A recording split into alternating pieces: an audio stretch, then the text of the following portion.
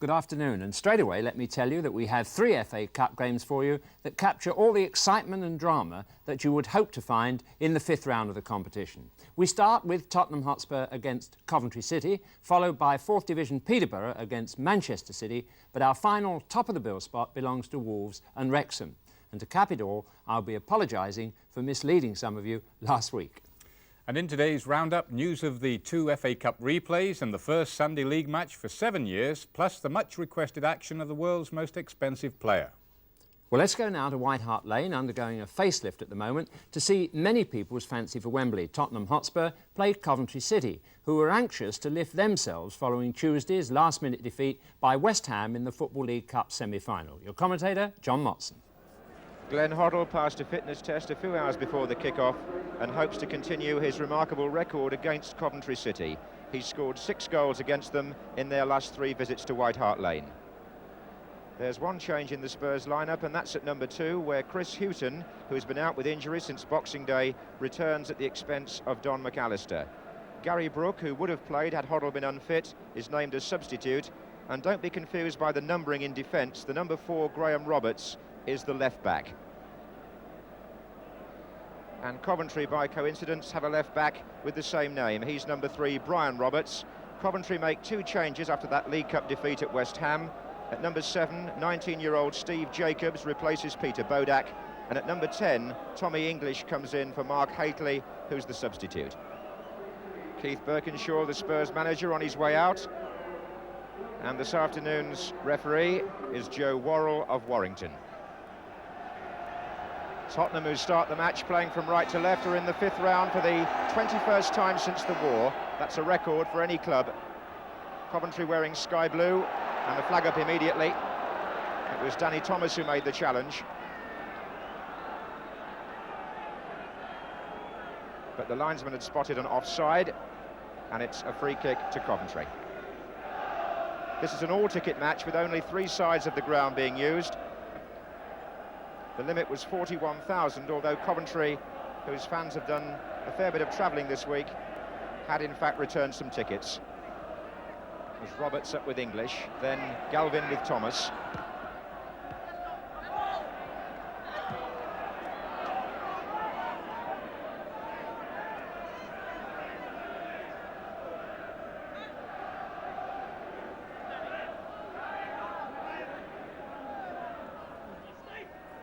English looking for Thompson.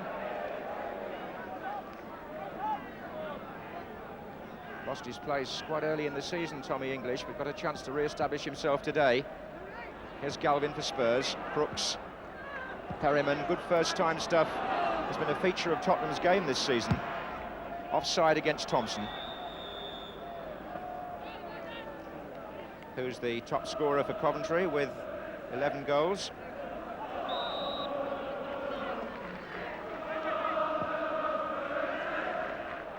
Archibald and Dyson. Hoddle. There's Daly missing out. Hoddle again, he's found Crooks. Archibald is in the centre, and so are 2 others as Hughton joins the attack. Away by Dyson. Here's Perryman. Hoddle.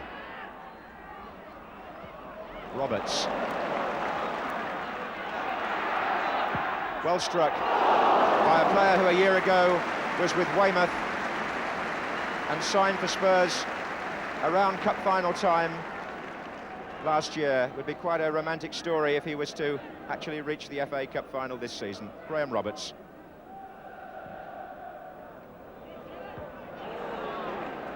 Here's Jacobs. And Hughton brought down by Steve Hunt rather heavily. Words exchanged. Referee Joe Worrell quickly on the scene, wanting a word with Hunt, presumably.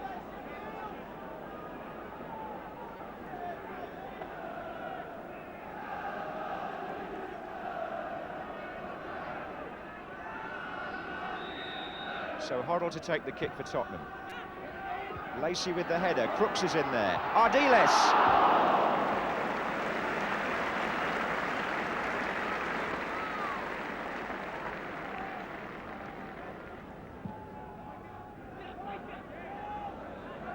Lacey.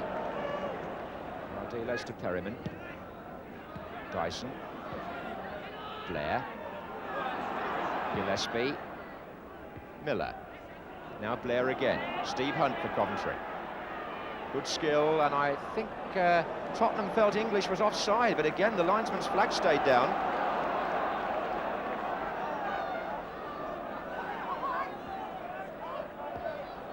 Ardiles away from Gillespie. Archibald intercepted again by Gillespie, and now Ardiles has got a great chance, and he scored. A terrible mistake by Dyson. Oh, a dreadful error by Coventry. And Ozzy Ardiles, with Dyson hanging his head, took advantage. Coventry appeared to have averted the danger, but Dyson's back pass went straight to Ardiles, who went round the goalkeeper and put the ball in the net. Really bad moment for Paul Dyson, and Ozzy Ardiles scores his 6th goal of the season, and it's been his best year in terms of goal scoring since he came to White Hart Lane.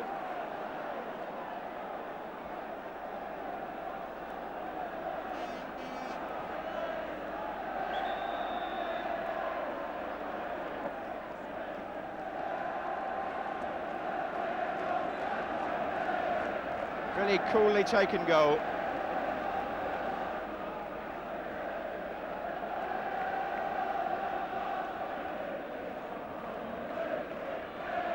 Dyson now in the attack. Thompson's on the far post.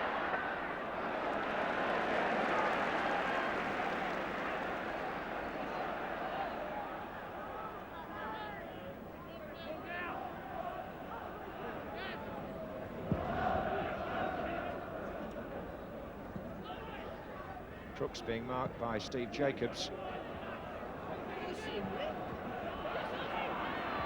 Ardiles to Hoddle. Nice ball. Crooks. Archibald hovering in the centre. Crooks' shot comes back off Gillespie. Here's Hoddle. The back heel to Ardiles. Looking for Houghton. In a corner. Intricate play by Tottenham and productive.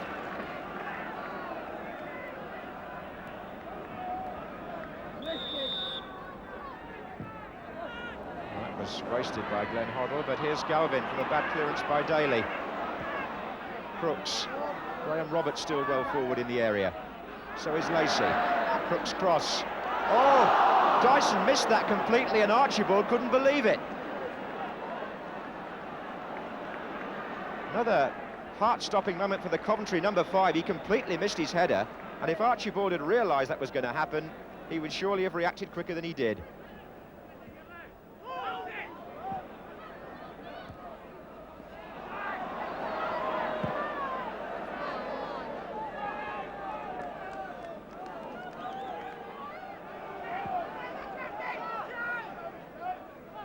Archibald. Roberts. Hoddle drifting in from the right at the moment. That's where the ball's going.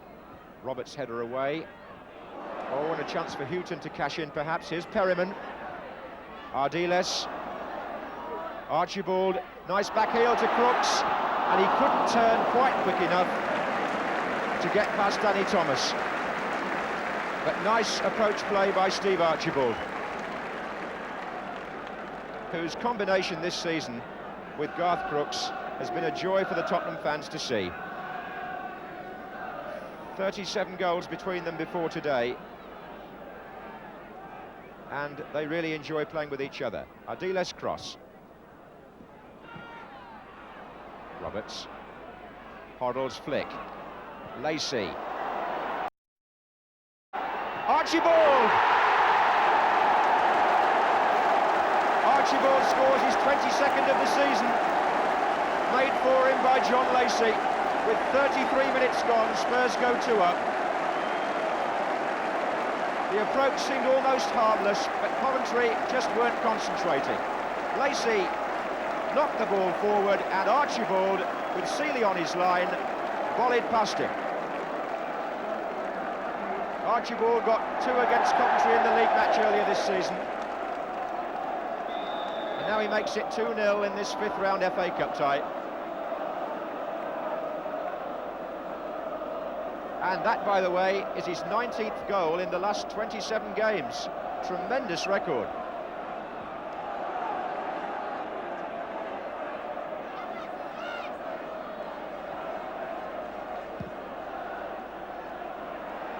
Waiting for Barry Danes to come.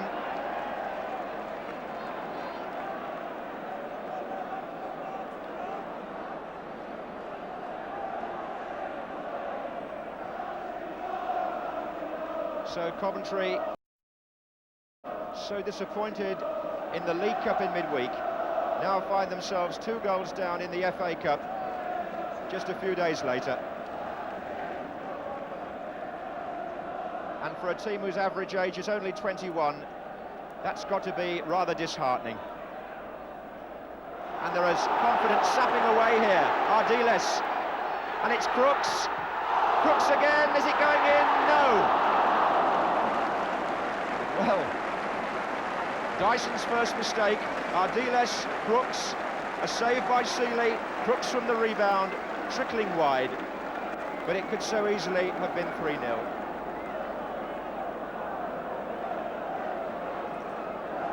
Coventry have got 2 against 2 here for a moment. The header was by Miller.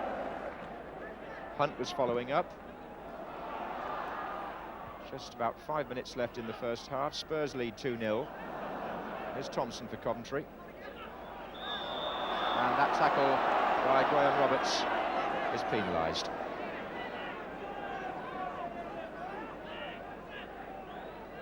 Dyson has made his way forward with Gillespie for this free kick. But it's been played short, and here's English, and they weren't concentrating in defence. And Tommy English gets one back with the Tottenham players half asleep. The big men were making their way to the far side of the penalty area, but it was played in short and low and quickly for Tommy English, and as Danes came out, he slid the ball underneath him. So, a Tottenham defence who will reproach themselves for that.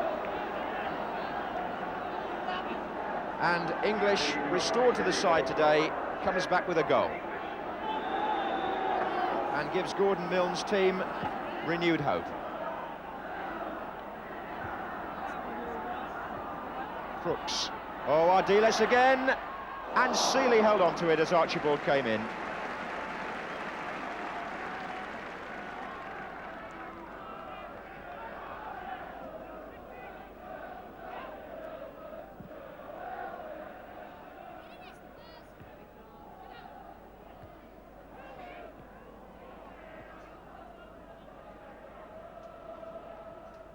Hoddle. Crooks. Hoddle again. Archibald.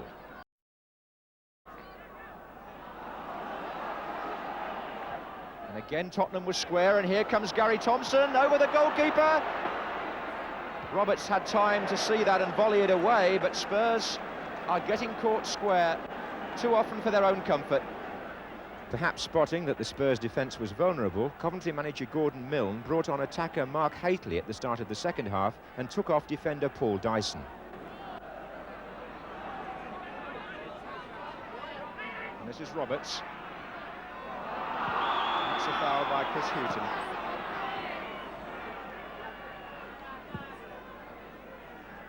Well, Haitley will obviously give Coventry added strength in the air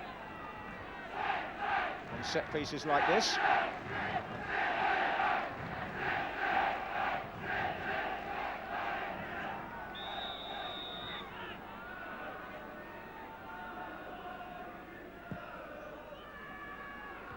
Oh, that was Haitley.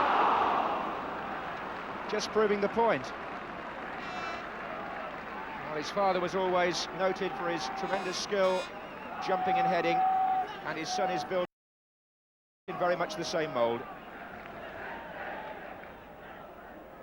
Perryman. Hoddle. Hunt. Striving to beat Hoddle, but it was the other way round, and Hoddle's ball is a superb one to Archibald. And here's Hoddle again, too far ahead of Crooks. There he is, though. Perryman. Roberts. Ardiles. Hoddle.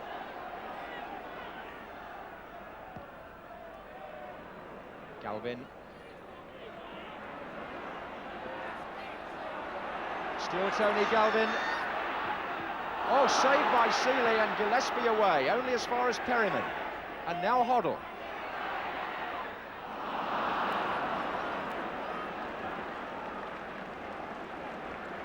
Seeley really beating out that first cross-come shot from Galvin. Brad marking again there, and English is almost in, and Daly's behind him. Here's Daly. And again. Well, you have the feeling that with two teams committed to attack here, somebody's got to score very shortly. It's still 2-1 to Tottenham. Here's Hoddle.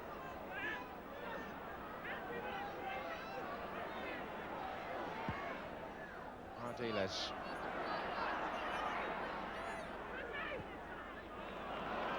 Crooks.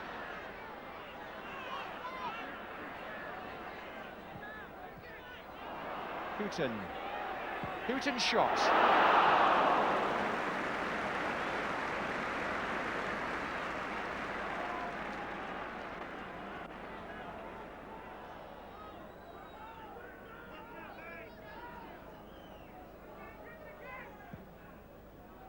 Again, the long kick by Seeley, the jump by Thompson. The clearance was by Perryman. Roberts. Could be awkward. Daly is in there, Thompson's in there, and he didn't middle that at all. And Spurs are going to make a substitution. Ozzy Ardiles is going off, and he's going to be replaced by Gary Brooke. He's the number 12 then for Tottenham.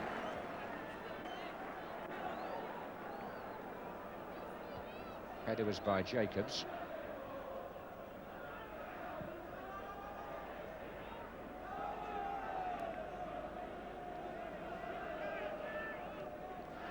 So, are Coventry going to go out of 2 cups in a week, or can they come back and force a replay here in rather less than 15 minutes? 2-1 to Spurs, all the goals in the first half. And that's a high challenge by Perryman on Daly.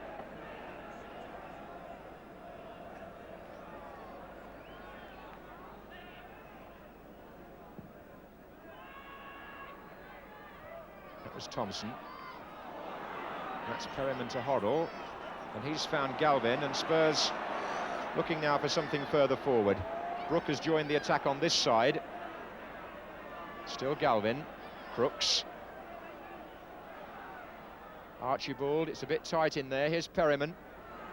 Hoddle to his right. Houghton is well forward, it's Chris Houghton! It's there!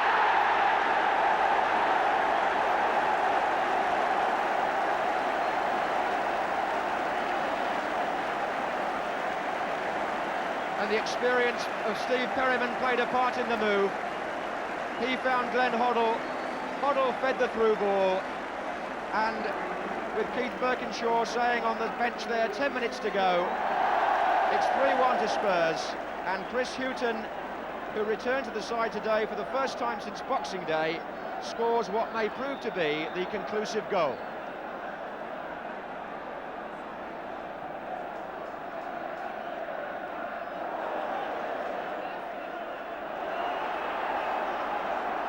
And here come Tottenham again. Hoddle, outside him is Gary Brooke. On the far post is Crooks.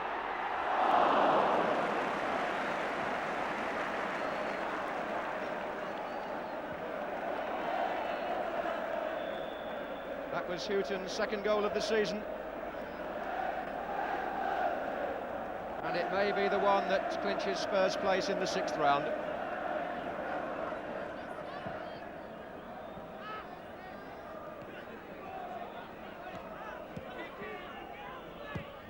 Pushing it back.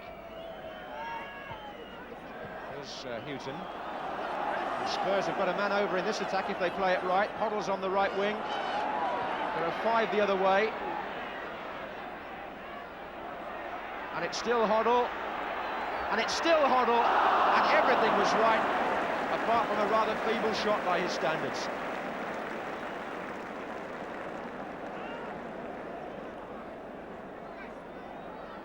And that's threaded through to English by Hunt, and English with a chance here, puts it wide. So, activity in both penalty areas, in time being added on for injuries. Tommy English, not for the first time, clear of the defence, but this time angling his shot the wrong side of the post. Here's Blair. And a roar goes up as Spurs reach the 6th round of the FA Cup for the 3rd year running.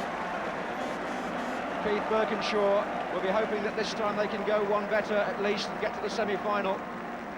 A match they had well won, it seemed, at 2-0, then gave away a goal, and then came back with Chris Hughton making the telling run, which clinched the game.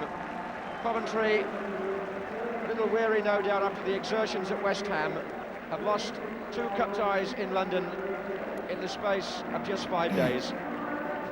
Well, that's sad for Coventry, and it doesn't look too good from here either. But to understand how it felt to be involved at the heart of that double defeat, John Motson spoke to the elder statesman of the young Coventry team, Jerry Daly, who was not afraid to face the facts.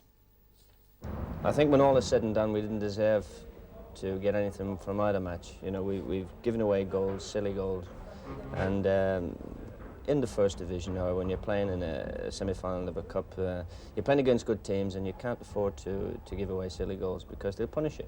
Do you think the effect of the West Ham match played any part at all in your performance at Tottenham? Well, I'd like to think so now, when it's all done and finished with. We just didn't play. It's as simple as that. Maybe you could say we were a bit tired, or everybody was a bit drained and so on, a bit disappointed about the West Ham affair and so. But there's not much really you can say. It's just finished with now. It's gone. I don't know whether it was a case of West Ham or not. It just didn't play. Coventry, obviously a very young side, average age 21. Do you think the big occasion, looking back now, might have been a little bit too much for one or two of the younger players who will be better equipped next time?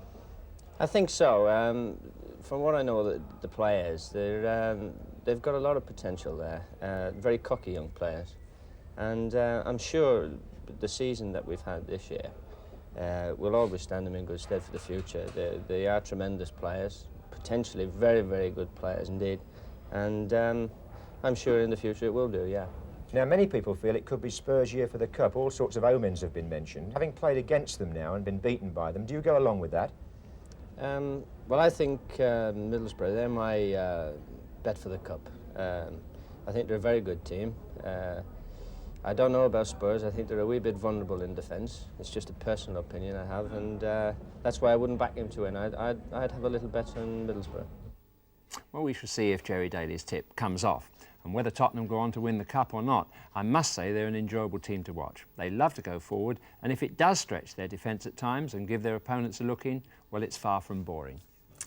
Now to our second game, and the most romantic of yesterday's ties between the last of the 4th Division survivors, Peterborough United, a club who've produced a few cup shocks in the past, and 1st Division Manchester City, who've been knocked out by little clubs in the last 2 seasons. Your commentator at London Road, Barry Davis. For the posh, the taste of cup success only whets the appetite for more. 28,000 in the ground, who paid record receipts of £40,000. And in the centenary season of the FA Cup, it's only right that Peterborough should be having their say. As a non-league club, they brought down no less than 8 league sides, and since gaining league status themselves, they've always been a thorn in the side of the mighty. And their lineup includes 3 teenagers. It includes also a man who captained Fulham in the FA Cup final of 1975. He's Alan Slough.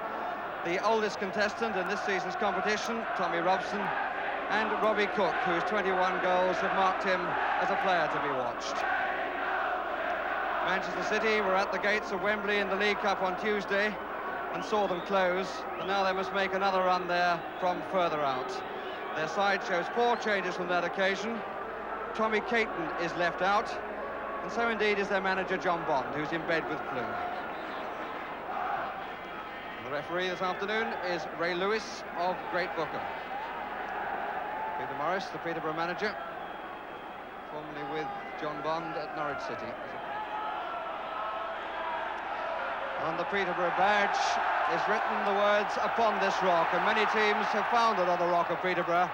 And Manchester City will be conscious that the last couple of seasons they've been the victims of a giant killing, and right at the start Joe Corrigan has to get involved.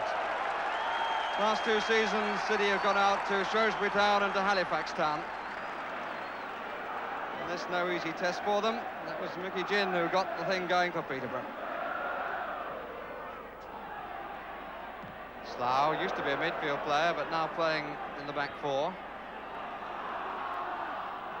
Paul Power, the City skipper, seeing a lot of the ball and seeing a fair bit of the ground there too. The referee quickly across to have words with McVeigh, and indeed reaching for the book. Well, boos around the ground, but one certainly can't blame Mr. Lewis. In cup tie football, that sort of action has to be stamped on, indeed in any sort of football, but particularly in cup tie football.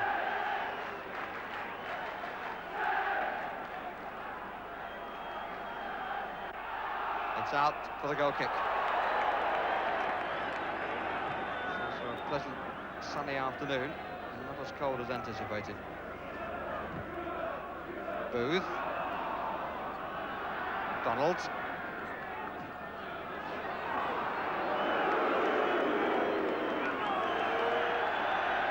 Slight inquest going on. Met by Slough. It's Phillips. Mackenzie. Needs somebody to go left for him. Power is there. Reeves, now they've got somebody right. There's Hutchison. And they're massing in the middle. And Hodgson covering at the expense of a corner.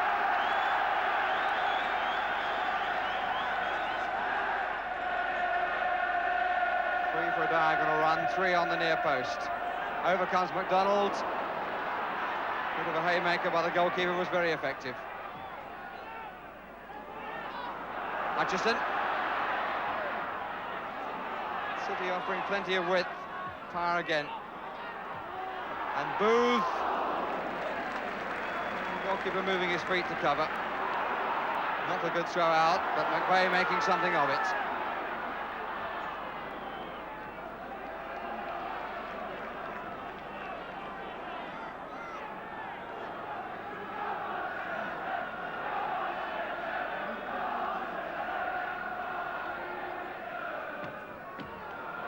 Throw to Robson. Booth across. Oh, Robson has done so well. And here's Cook. Marvellous piece of play by Robson. Lovely turn with Booth looking to head the ball out. And Robbie Cook going for the narrow angle. Certainly did enough to worry Joe Corrigan. When City lost in the last 2 years to supposedly lesser sides, conditions were a factor. Very hard ground at Shrewsbury, pretty muddy ground at Halifax, but playing conditions here are absolutely perfect.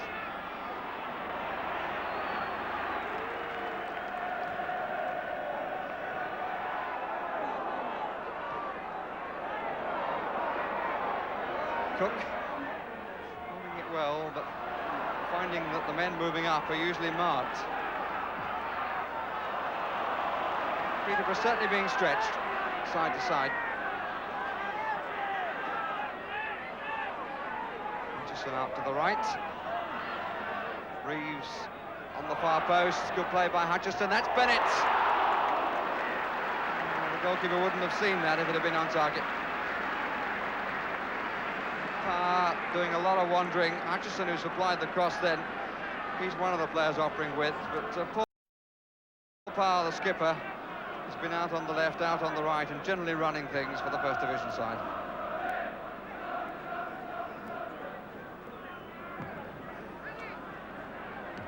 Kellock. Robson.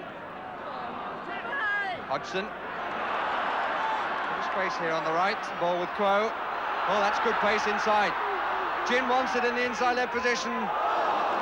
Quo rather belatedly having the shot. But as he made the run, he had Ginn diagonally forward and didn't see him. He was certainly calling for it.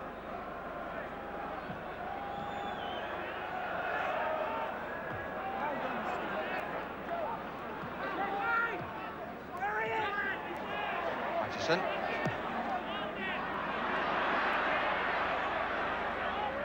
Bennett drawing slack out.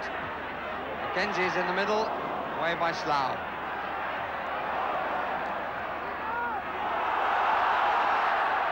Early for Robson.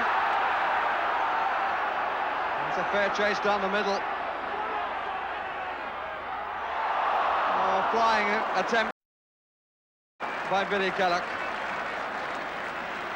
Well, it was a good quick break, which the crowd enjoyed. Even if, to be truthful, it never quite looked like getting the right finish. Whoa. McVeigh. That's good from Robson. Here's Cook. Kellock. Gin in the middle. So is Cook. Well, it was a fine chance. He was prepared to take it as it came over his shoulder. But in fact, he got underneath it and over the top.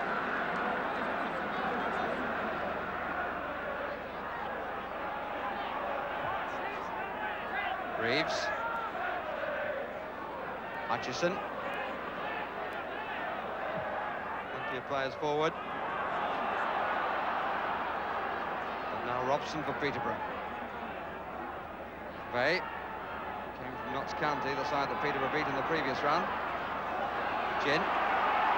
That's nicely inside. He's got a man wide to the right, but he's going to have a go on his own. And it came off Reed. And it forced Corrigan to activity. Jim wanting to do it on his own, and the ball came off Nicky Reed, and there was an agonising moment, but it looked as though it might just squeeze past Corrigan. But Corrigan back in time.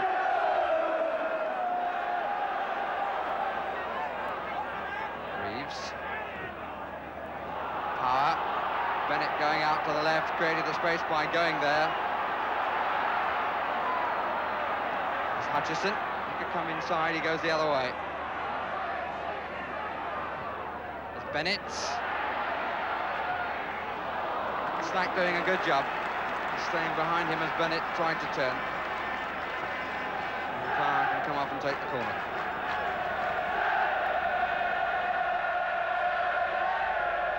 Power with the corner. Reeves on the near post, gets the flick. In comes Bennett. McDonald right on the line, and it's in. No, it's not going to count. And I think it's because of a handball. Certainly Trevor Slack pointing to a handball. And it seemed that McDonald put the ball over the line with his hand as it came in from Dave Bennett. Smile from Mr. Lewis, and on we go. 5 minutes of the first half remaining.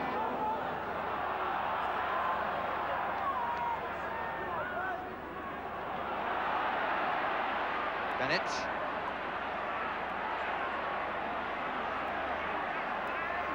Reeves moving to the near post. Power.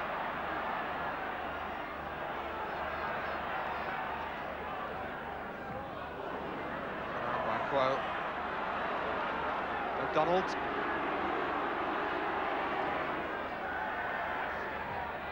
Met by Slack. Hutchison. Power has made the run, but it's too long. Mackenzie at the back. And the corner. Certainly the threat from Manchester City is the greater. Their overall team play suggests that they're of a higher station than Peterborough.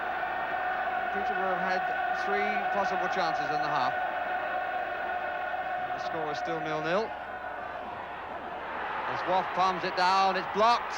And finally, it's turned in by Tommy Booth.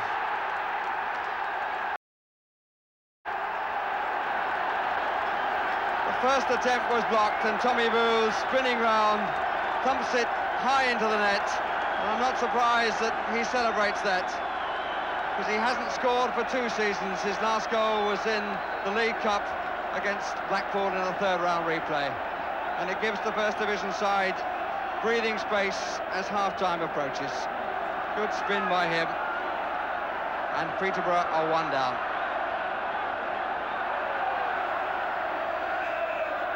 Kellock, and the free kick to Peterborough.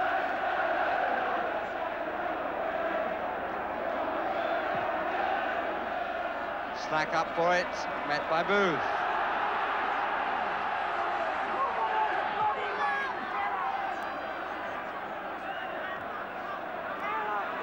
Hodgson.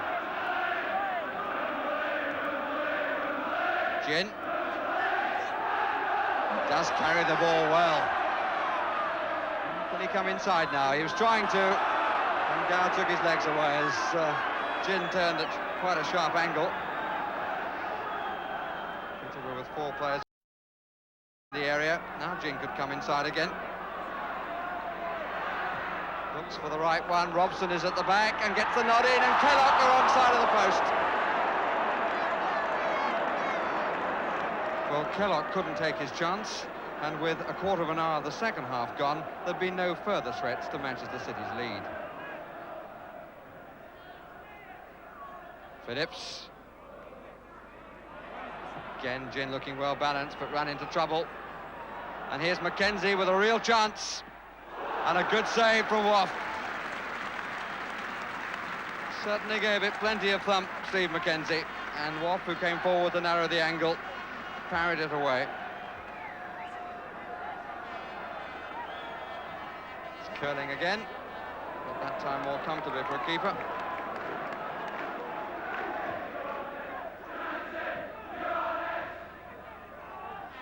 Kellogg, Phillips. Free kick for the challenge by Booth, who kicks the ball away, and for that he will be booked. Peterborough pleading on Booth's behalf, it seems.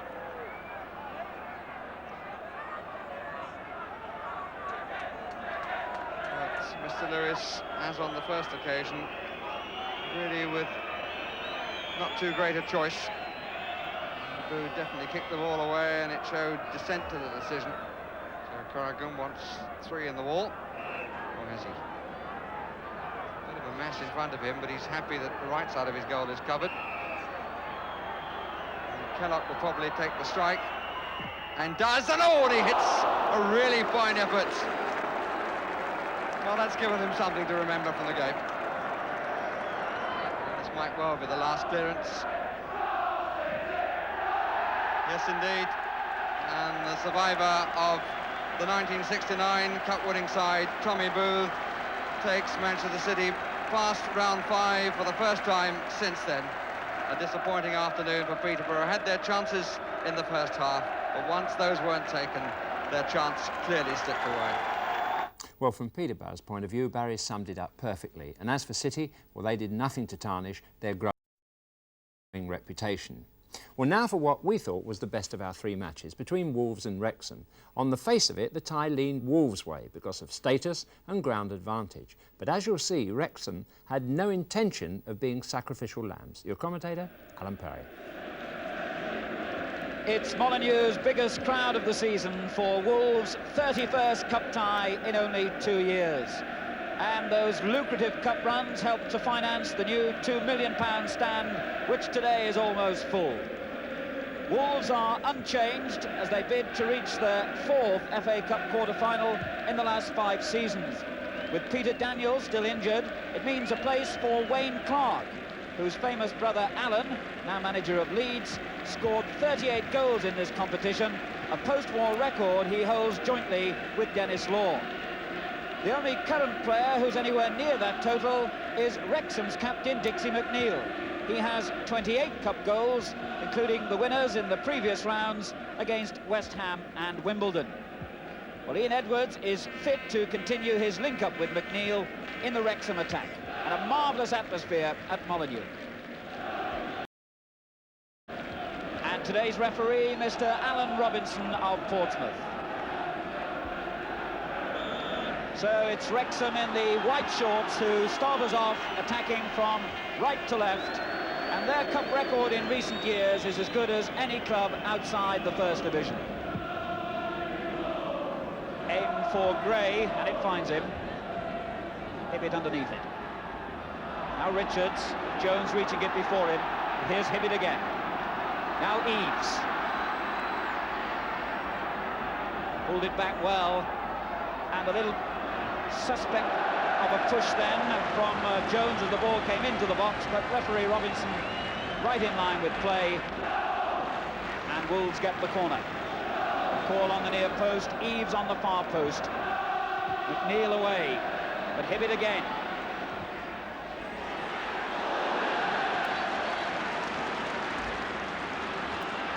Sutton now for Wrexham.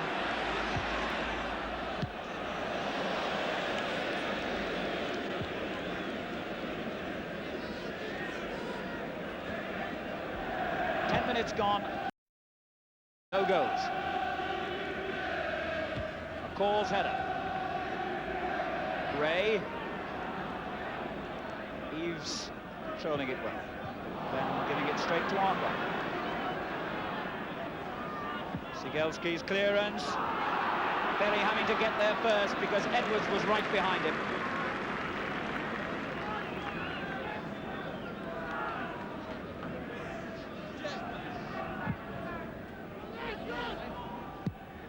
Right forward, Berry. Jones.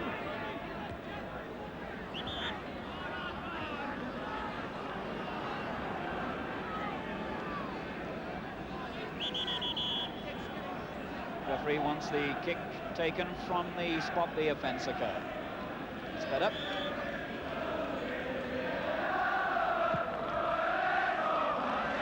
Jones away, that was a good header, but straight to Hibbett. Gray was onside, Richards, Clark! Well, the Wrexham defence hesitated then, and their players looking towards the linesman. Gray, then Richards. Finally the ball reaching Clark, and he scooped it right-footed wide of the Wrexham goal, and that was a let-off for the second division side. And Edwards being pushed by McCall.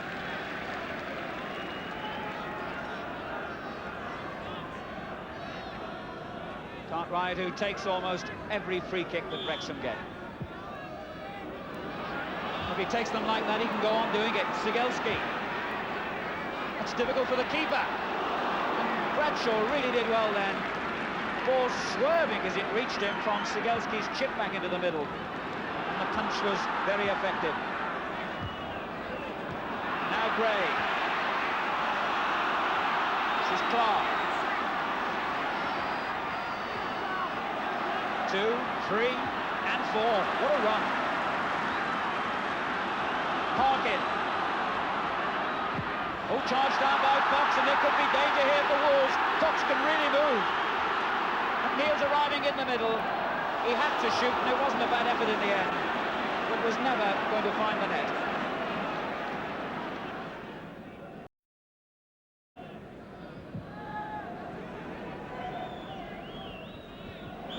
Well, Joey Jones has always been somewhat unorthodox, and certainly looked a little bit awkward as he climbed for that one.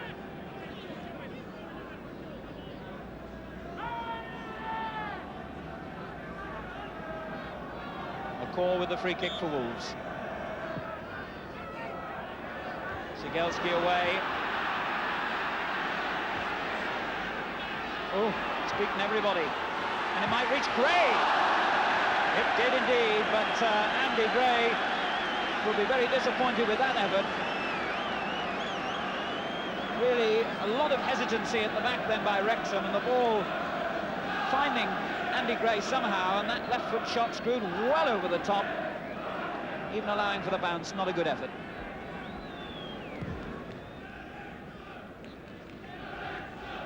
And again, it was Edwards who got there first. This is Fox for Wrexham. Dwyer. Berry will reach that. And Wrexham get an unexpected corner, which is the signal for Wayne Sigelski and Joey Jones, the two centre-backs, to move upfield. Sigelski and Edwards on the near post. Bradshaw's punch.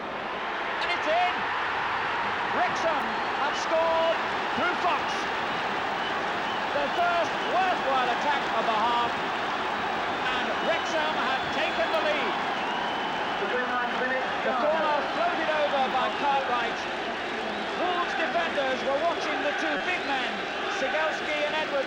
post, but it finally reached Fox, and his looping header into the top of the net has given Wrexham an unexpected lead. 29 minutes gone. Wolves 0, Wrexham 1.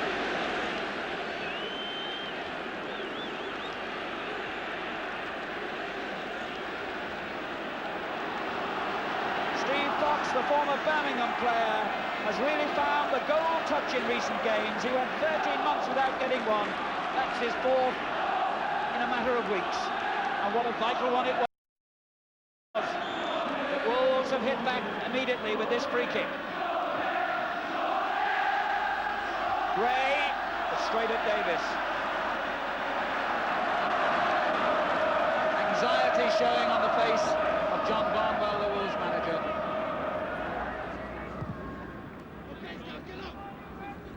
Edwards, winning a lot of the ball in the air. McNeil, Berry blocked it. Oh, Berry's in trouble here. McNeil again! And the Wrexham players are feeling the handball as the ball was cleared. The referee has waved play on. And offside again on Atkinson. Well, looking back on that incident in the Wolves goal mouth, Berry, who did well with the initial block, almost ran himself, and indeed did run himself into trouble as McNeil turned to hit the ball back. Wrexham's players appealed for handball, but the referee said no.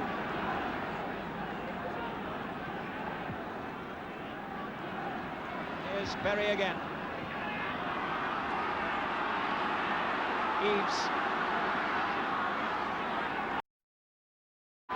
Hibbett on his inside, and Clark on the right. Just a minute to go to half-time. Gray, and Sutton chased back so well.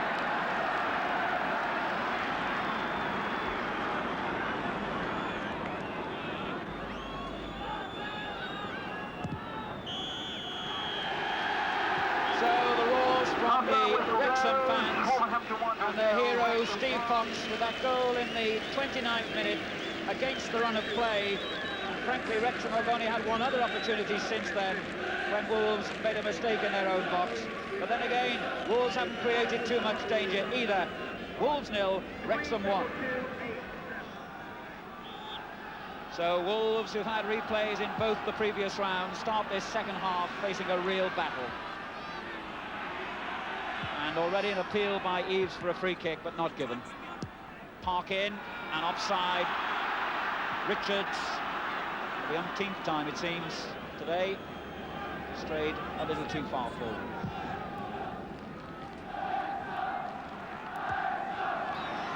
Suspicion of a push then, but the referee waves play on. This is Clark. Wolves. Palmer on his outside. Long for Hibbett. Sigelski. Now Berry. And that was always going to be difficult. Clark. 3 men in the middle for him to pick out here. Oh, well, it was brave, and it was as well for Wrexham that Cartwright was.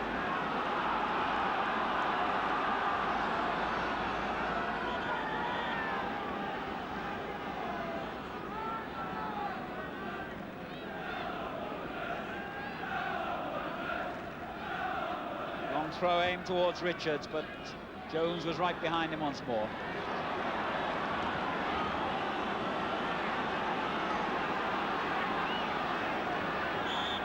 McCall coming forward for the free kick. Lifted in by Palmer. Arkwright away. Ooh, and that wasn't a bad effort at all by Clark. That's his second snapshot. The similarity to his brother Alan, remarkable really facially. And he can hit a ball just as sweetly as Allen too. Well, that ball holding up. Richards. Now Hibbett for Wolves. Richards and Eves forward, so is Gray. He's going it alone though. Here's Andy Gray. And Guy Davis got the vital touch. The Wrexham defence retreated in the face of Hibbett's charge. In the end, he pushed the ball short to his right, and Gray really hit that one powerfully. Davis palmed it round for a Wolves corner.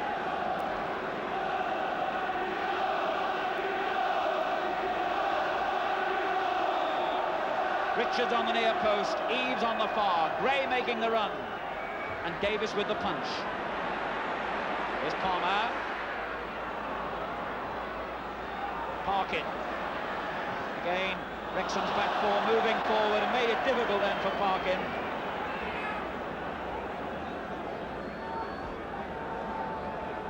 And Wrexham defending pretty well. Parkin away, but straight at Arkwright. Very missed kicking his clearance, but Atkinson was in the way to help out.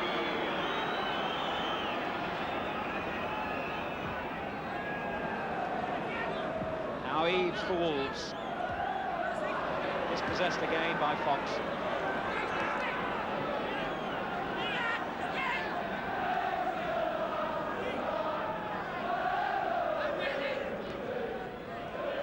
Eaves. Just stayed in for Parkin. Sigelski. Now Eaves. Parkin, a lot of men on the far post for him to lift it for here. Chooses to go along the ground, and here's Clark! Well, Clark has had 3 opportunities in this game to score. And that was probably the most difficult of all. He took it beautifully, hit the ball, and it hit the post, and Wrexham have survived. Hibbett's throw. Richards' header. Come back for Hibbett. What a scramble in the middle. Gray tried to get a shot in. Cartwright was in the way. It's still not clear. It is now. And there's a counter attack at the other end, but Edwards won't get there first.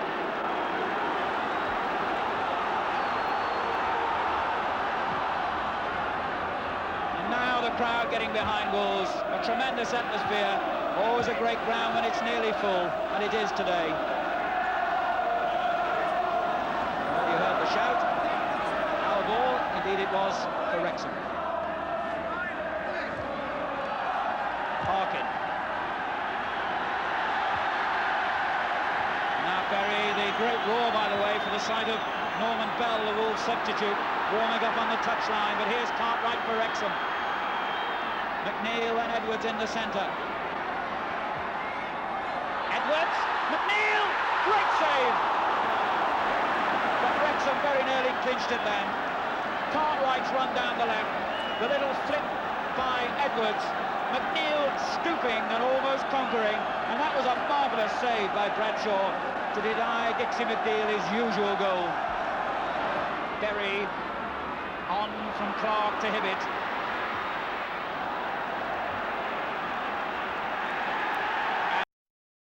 The substitution will be made by Wolves. And listen to that roar. I think you could say that the Wolves fans approve.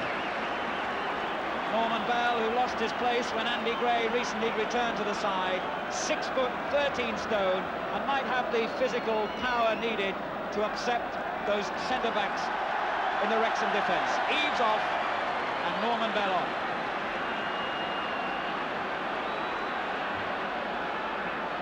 Throw in aim towards Richards, his Bell, and the shot in the end by Palmer. Well, that could have been really dramatic, because Bell had only been on the field for about 5 seconds, and the little flick header on by Richards from that long throw in almost reached him. In the end, it fell at the feet of Palmer, and his shot went wide. Edwards, and he was being fouled from behind by McCall.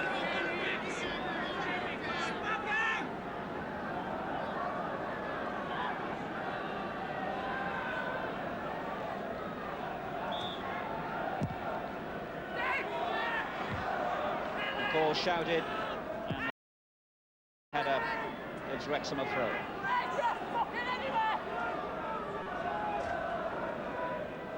Edwards. Arkwright. Difficult that for Palmer. He did well. But perhaps he didn't. And again, Dwyer prepared to move forward where nobody expected it. He'll have to race to get back now as Wolves attack once more with Atkinson. Richards. Parkin in space. Oh, it took a bounce and it'll reach Gray. Davis has done well. Here's Bell. was Sutton who got it clear. Still not out of play. Swung back in, and Davis the hero again. Still the pressure. Here's Dwyer. Leaves it to Sutton. Berry back in. Richards and Gray in space. It'll break for Bell! What a substitution by John Barnwell.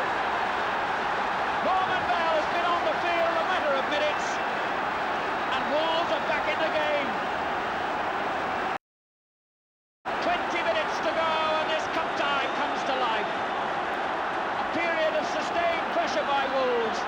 Di Davis had twice rescued Wrexham with marvellous goalkeeping, but in the end, when the ball was put back in, Bell, Gray and Richards were all on hand, and it was Bell's ferocious shot which brought Wolves level.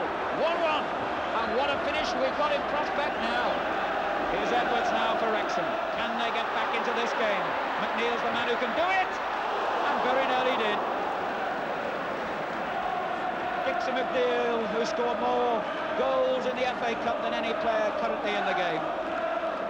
Came close then.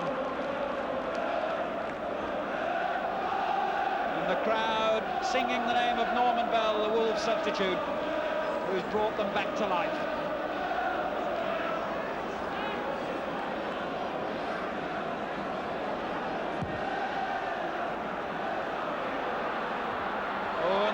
Could drop here for Gray, and it could drop for Bell again. Oh, he's got another!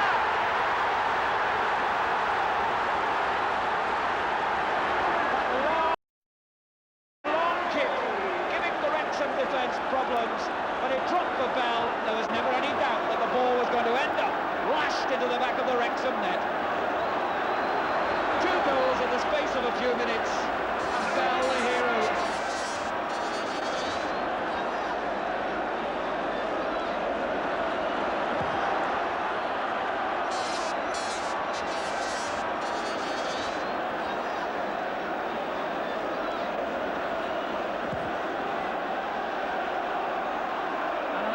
On for Gray, and that was sort of holding by Joey Jones. Well, John Barnwell and Richie Barker must be delighted the way their substitution has come off.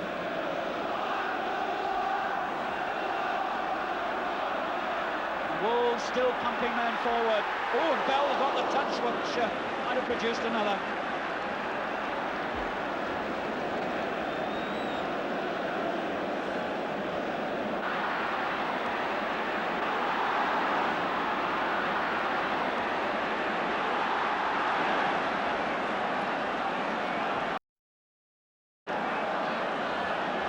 It's certainly not over yet, the way Wrexham are fighting with heart. Here's Arkwright. Hill. Driven against Atkinson. Dwyer. McNeil. Turned again for Jones. Here's Fox. McNeil, and he went for that with his hands. And I don't think the referee saw it. The linesman certainly did, because he has his flag raised. The referee was hidden by a group of players, but McNeil, I feel sure, went for that ball with his hand. The linesman flagged, the referee didn't see it, and there could have been an almighty controversy if Wrexham had created anything out of that.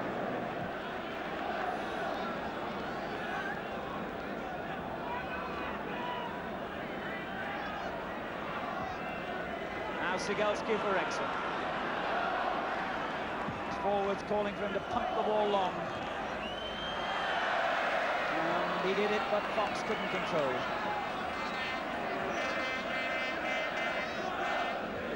From off Jones, and that's another Wolves throw.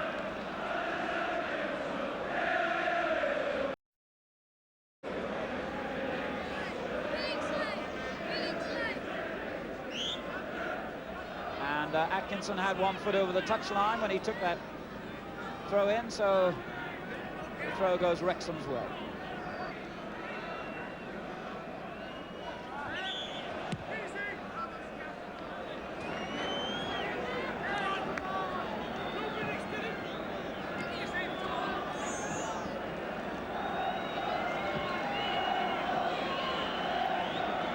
So we move into the final couple of minutes. And Wolves happy to take a long time over this free kick.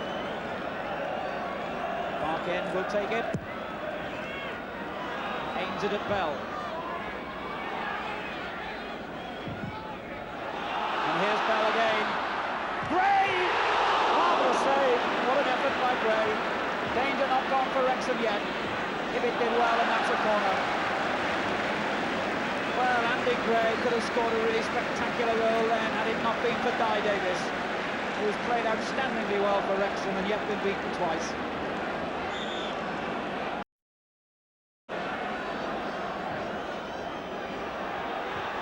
Again, Davis reaches in, Parkin. Touched on by Richards! 3-1. John Richards gets the goal that clinches Wolves' place in the quarter-final. In the final minute of the game, Parkin playing the ball in right-footed from just outside the box. The most delicate of headers by John Richards, and it was just enough to divert the ball out of Di Davis's reach, and Wolves have clinched a victory that for so long looked as though it might go the way of Wrexham instead. 3-1, and Wrexham are beaten now.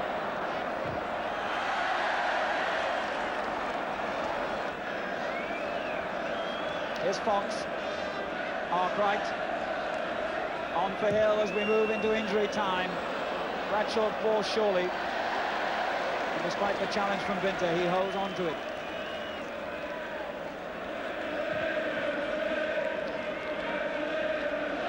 Gray's header. Here's Richards. Now Hibbett. Oh, lovely ball on for Richards. Brought down just outside the box.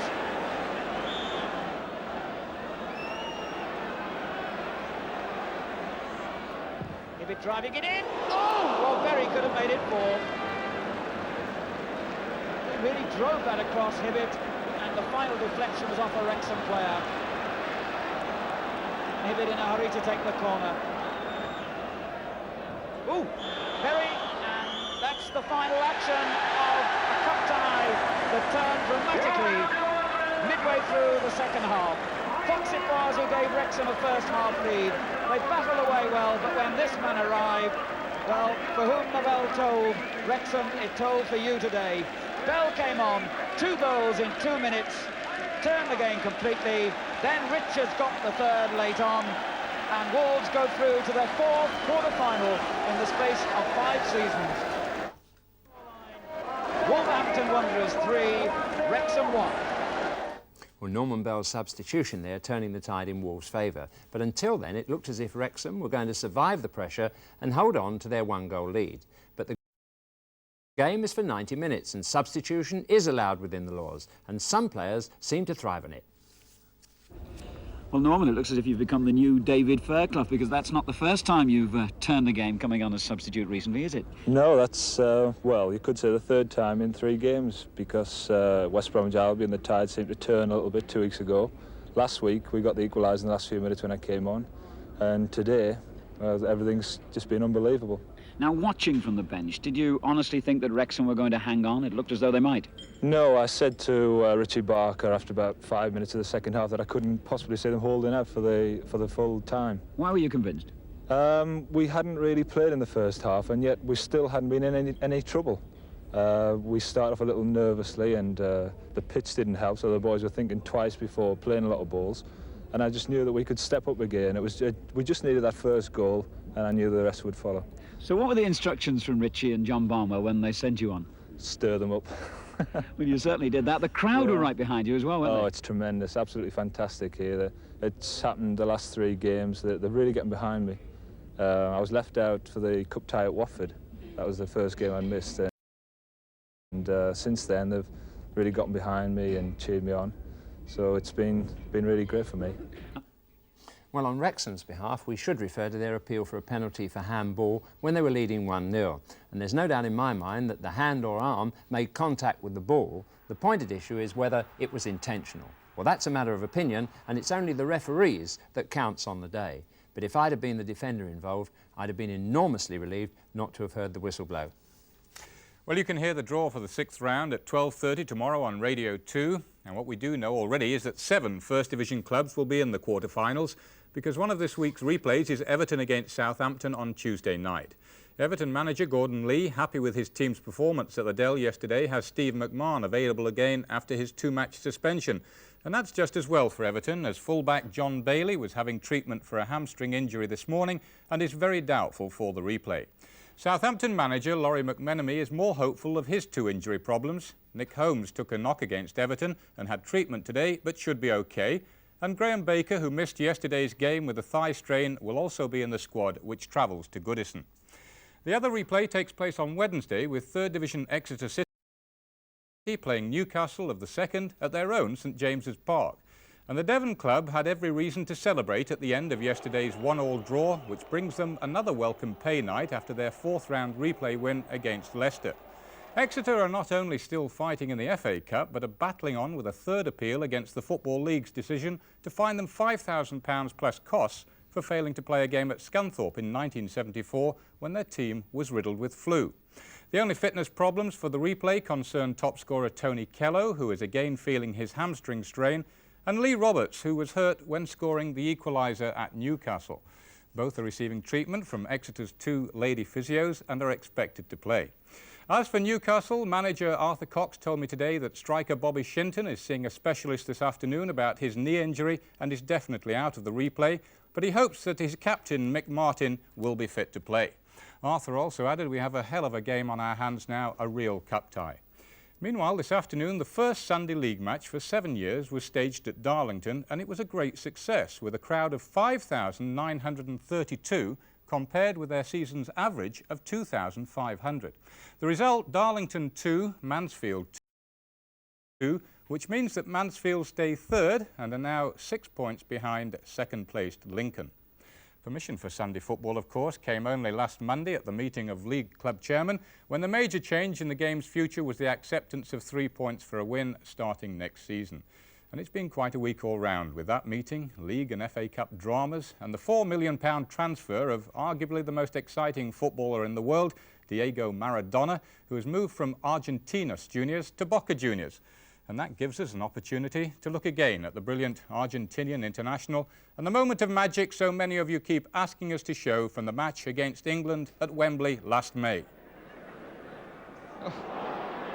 Maradona again. And he's taking the ball on! And it's gone wide, but what a marvellous example of this man's ability.